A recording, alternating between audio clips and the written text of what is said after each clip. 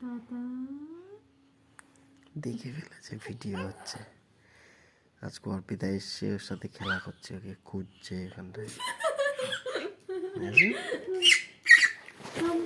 জামাই পড়ে গেল।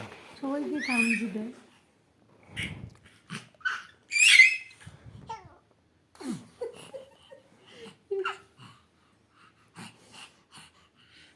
দেখে ফেলছে ভিডিও হচ্ছে, বুঝলি না?